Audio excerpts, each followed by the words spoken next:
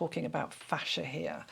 If you imagine that your fascia as a web, like spaghetti in a big hot pot of spaghetti, has this lovely fluidity and lovely movement, and it's really floating. This is your connective tissue that's a web all through your body, under the skin and on top of the muscle, and it should have this beautiful web-like fluidity, like spaghetti in a pan of boiling water, that sometimes you get like a clump of spaghetti together, and it's clumped together like a long tube, like a long mass, and you get your fork and you agitate it, or you might put a little bit of oil in and agitate it.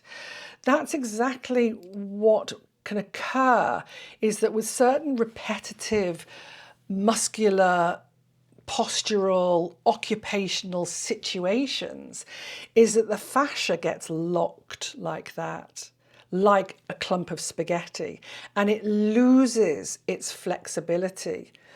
And this is what's called an adhesion.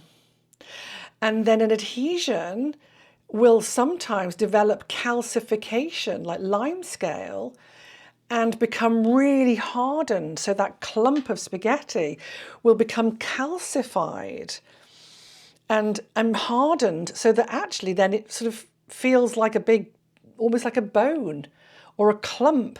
And that's when you're going like crump, crump through this connective tissue, and these attachments of the muscles can become adhered, is that you're getting these very, very loud clunking noises, what you would refer to as a knot.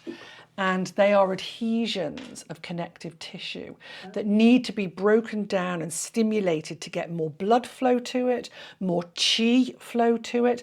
And that's why practices like gua sha, as we work with gua sha, we can work to break down adhesions, bring more blood flow, bring more qi flow, get the lymph working, and break everything down and soften.